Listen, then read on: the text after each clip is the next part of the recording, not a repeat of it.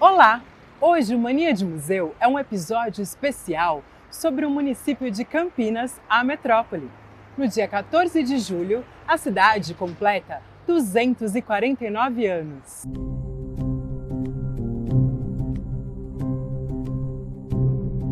Educa TV apresenta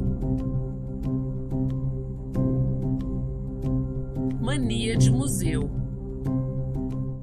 Eu sou Mia Moraes e convido você para conhecer o centro de Campinas. O Mania de Museu leva você para um reencontro com a história de lugares e edifícios, uma reflexão sobre a cidade que é metrópole, referência urbana para a região, e também um convidado para lá de especial, o repórter Thier Miau. Vem comigo! A Escola Estadual Carlos Gomes foi criada por lei no ano de 1902. Anos depois, iniciou suas atividades como escola normal primária. Na década de 1920, veio para o local que se encontra hoje. O nome que conhecemos foi homenagem da cidade ao comemorar o centenário do nascimento do compositor de ópera Carlos Gomes, em 1936. Como será que foi estudar nessa escola?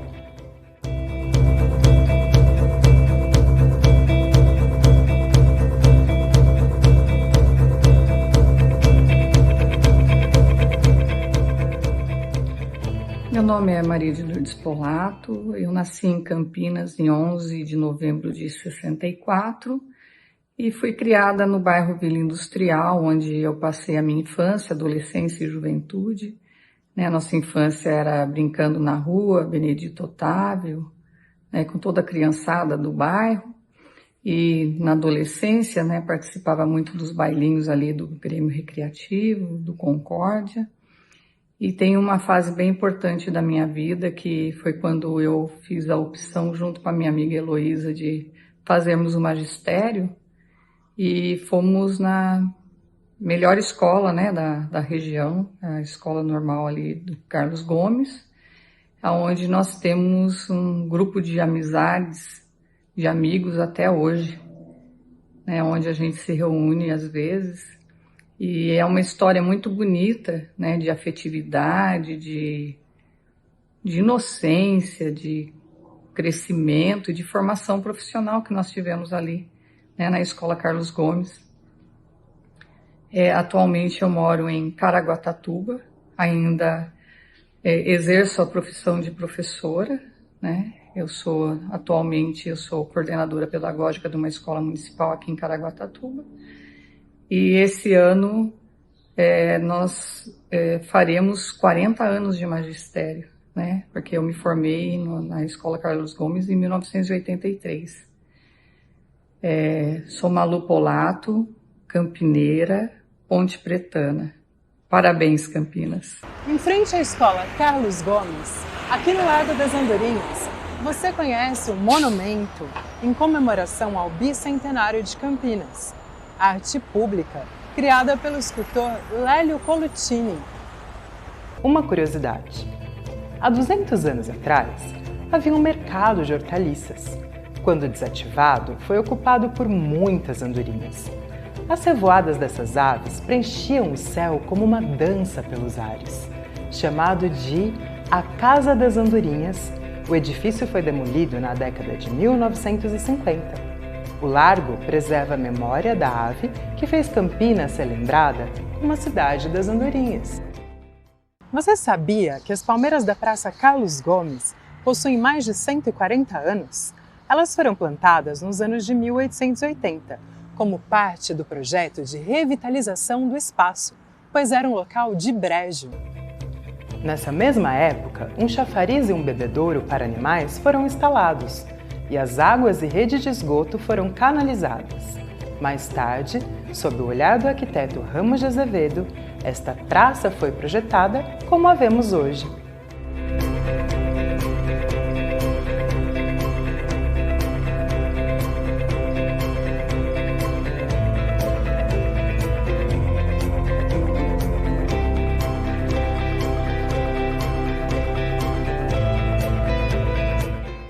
Outra curiosidade sobre Campinas é que na Praça Carlos Gomes encontramos o busto de Rui Barbosa, homenagem da cidade ao escritor, advogado e político brasileiro. Para tudo! Se Rui Barbosa tá na praça, onde fica Carlos Gomes? O monumento túmulo de Carlos Gomes está aqui na Praça Bento Quirino.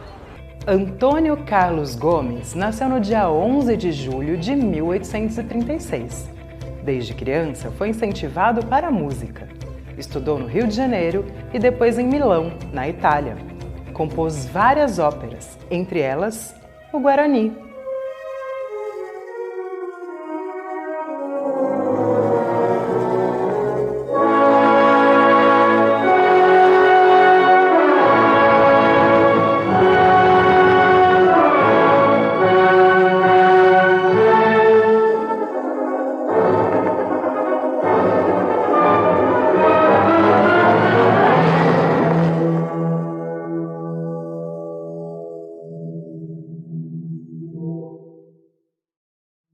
Antônio Carlos Gomes é considerado o maior gênio musical do continente americano.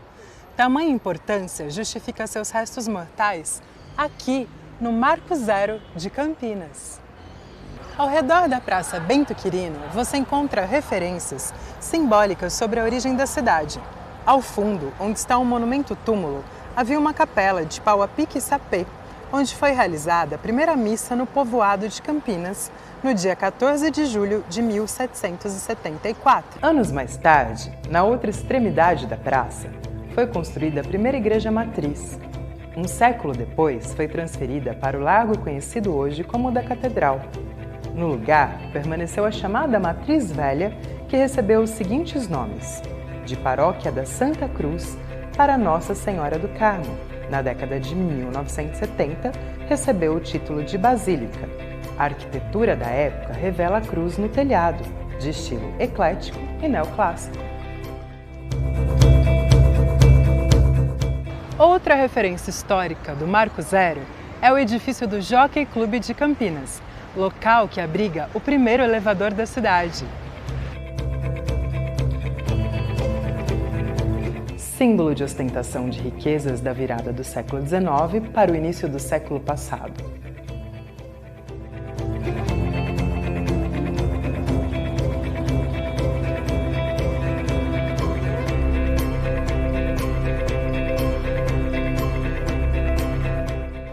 Agora, pausa para um cafezinho.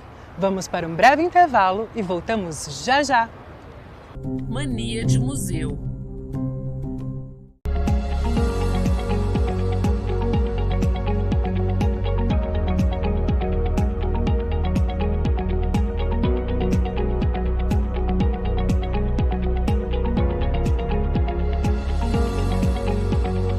Vamos conversar.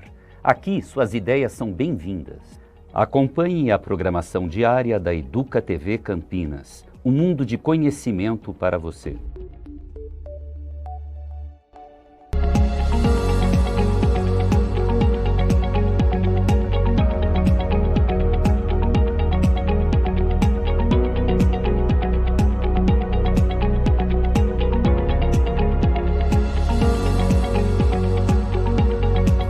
Educa Acontece. As notícias sobre educação. Acompanhe a programação diária da Educa TV Campinas. Um mundo de conhecimento para você. Mania de museu. Mania de museu, especial sobre Campinas. 14 de julho, 249 anos. Sou Mia Moraes.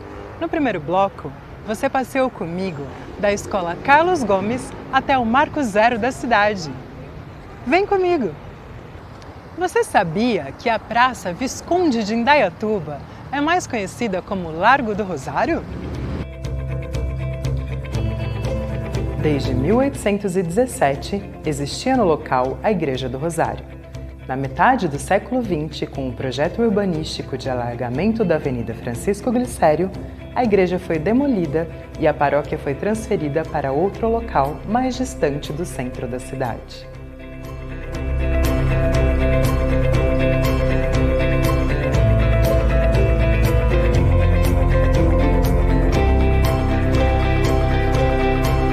Próximo à Igreja do Rosário, que foi demolida, havia na época um monumento ao presidente Campos Salles, que foi transferido para o cruzamento da Rua 11 de Agosto e o da avenida que carrega o seu nome. O monumento é uma homenagem a outro filho ilustre de Campinas, Manuel Ferraz de Campos Salles. Advogado, jornalista e abolicionista, ocupou cargos de relevância na política do município e do país. Foi presidente da República no final do século XIX e início do século XX. Quem passa pelo cruzamento da Rua Regente Feijó com a Campos Salles pode não ter percebido, mas Campos Salles morou aqui. Você vê a antiga residência de João Ataliba Nogueira, erguida em 1894. Foi um dos primeiros imóveis a utilizar uma nova técnica sofisticada de construção, o tijolo, a massa e a carpintaria. Antigamente, os tijolos eram feitos em formas de madeira. Uma outra curiosidade é que a olaria Sampaio Peixoto recebeu a permissão para inserir o brasão do Império em seus tijolos produzidos no final do século XIX. Entre as décadas de 1820 e 1960, a residência foi vendida e deu lugar ao Hotel Vitória. Personalidades como o escritor Monteiro Lobato, o cantor Orlando Silva e o presidente Getúlio Vargas foram alguns dos hóspedes do hotel. Ao subir a Rua Regente Feijó, você vê a Catedral Metropolitana de Campinas, paróquia Nossa Senhora da Conceição.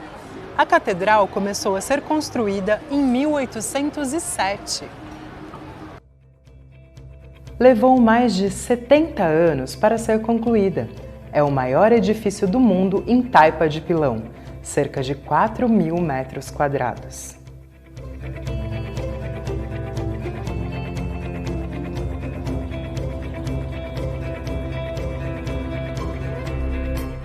Ao lado da Catedral Metropolitana de Campinas, destacamos a Rua 13 de Maio.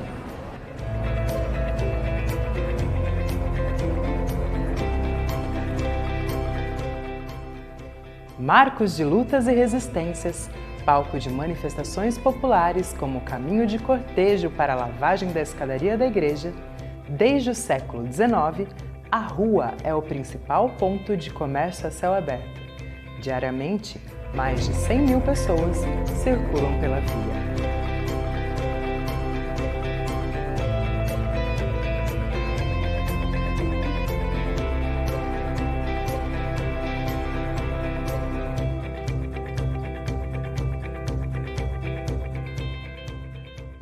Ao longo da Avenida Francisco Glicério, a arte de rua.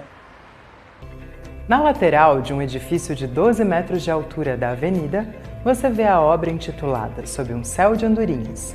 A artista visual e muralista Estela Luz, com uma equipe de mulheres, presta homenagem para a cidade.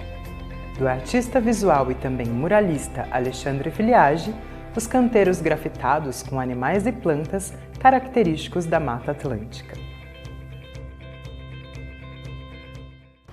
Aqui, o Largo do Pará, quase no início da Avenida Francisco Glicério. No século XIX, o lago era uma região de brejo irrigado pelo córrego Tanquinho, atualmente canalizado abaixo da Rua Barão de Jaguara. No passado, cumprindo o projeto de reforma urbanística, o então Largo do Tanquinho foi arborizado e ganhou um chafariz.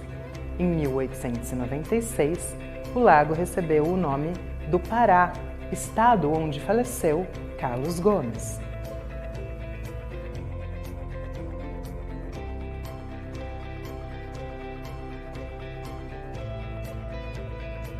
No Largo do Pará acontece uma das feiras livres da cidade.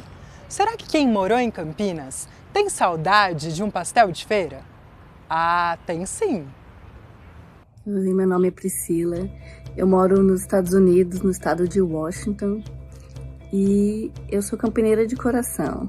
Eu nasci em Uberlândia, mas eu morei em Campinas dos meus 4 anos até os 27 anos. E Campinas vai ser sempre a cidade que que eu me sinto em casa. A gente sempre volta para lá. Meu marido também é campineiro. A gente tenta ir quase todo ano. Meus filhos nasceram aqui nos Estados Unidos, mas eles também adoram ir para o Brasil, adoram ir comer pastel na feira.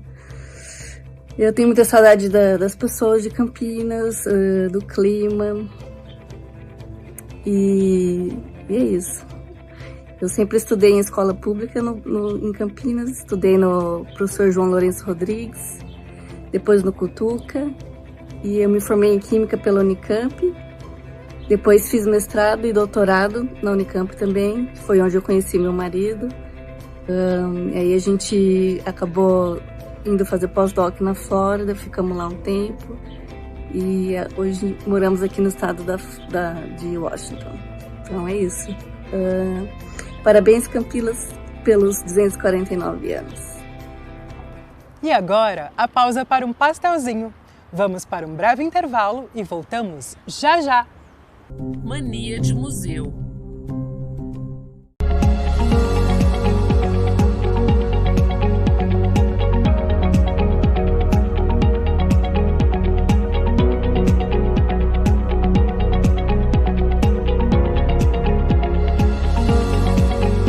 Caiu na rede. Fique por dentro no que rola nas escolas de Campinas. Acompanhe a programação diária da Educa TV Campinas, um mundo de conhecimento para você.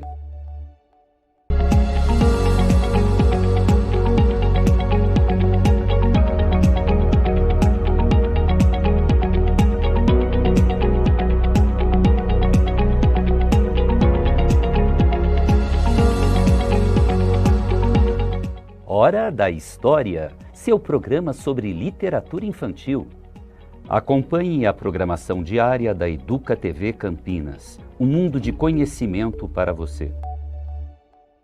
Mania de museu. Mania de museu. O programa de hoje é um especial sobre o centro de Campinas, cidade que completa 249 anos no dia 14 de julho.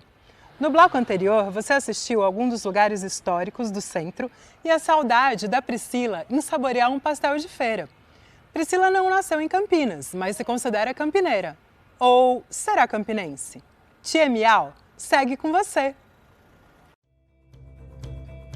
A língua portuguesa acrescenta o sufixo -es, ano ou -ense para quem nasce em uma cidade ou região. Assim, quem nasce em Campinas deveria ser campinense.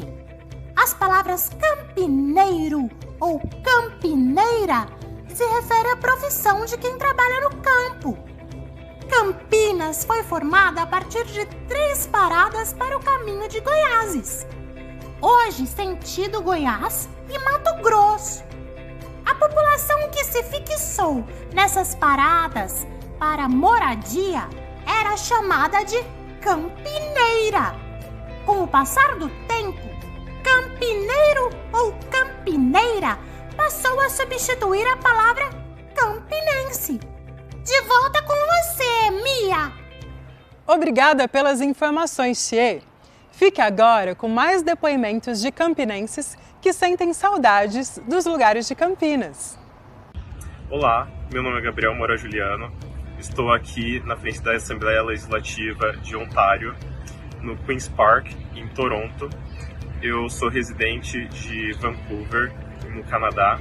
Eu trabalho para a Simon Fraser University, em Vancouver, e para a Ontario College of Art and Design University, aqui em Toronto. Eu sinto saudade de vários lugares de Campinas, principalmente do centro de Campinas, do centro de convivência, da FACamp, que é onde eu concluí meu curso de design, da Unicamp também, e dos meus amigos que eu fiz na universidade, dos meus familiares. Gostaria de desejar um feliz 249 anos para Campinas. Oi, eu sou Rose, campineira, vivo em Londres há mais de 20 anos. E a gente vive num lugar muito tranquilo, mas uma das coisas que eu mais sinto falta é de algumas pérolas de Campinas, como a Ameríndia e o Parque Taquaral, mas mais do que tudo, eu sinto falta do céu azul, dos lugares mais tranquilos em Barão Geraldo, em Sousas,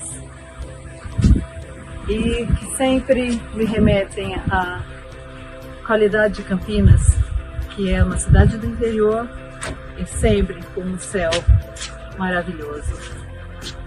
Parabéns, Campinas! Você sabia que o monumento à Mãe Preta é uma réplica da escultura paulistana? Na década de 1950, o prefeito da cidade de São Paulo atendeu à solicitação de agremiações negras do estado. A obra original está no Largo do Paissandu, na maior cidade do país, local de manifestações, inclusive contra a discriminação racial.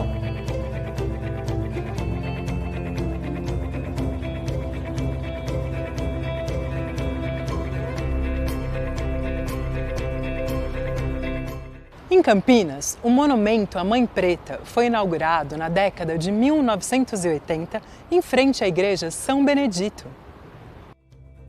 Em 1839, o escravo liberto Tito de Camargo Andrade, Mestre Tito, sonhava com uma igreja onde os escravos se sentissem no que era seu.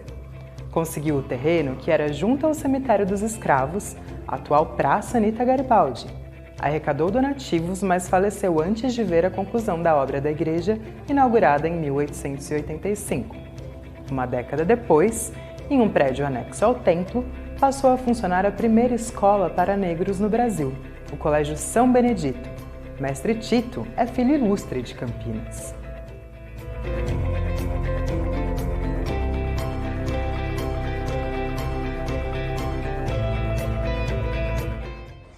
Campinas foi a última a libertar seus escravos após a Lei Áurea, assinada em 1888.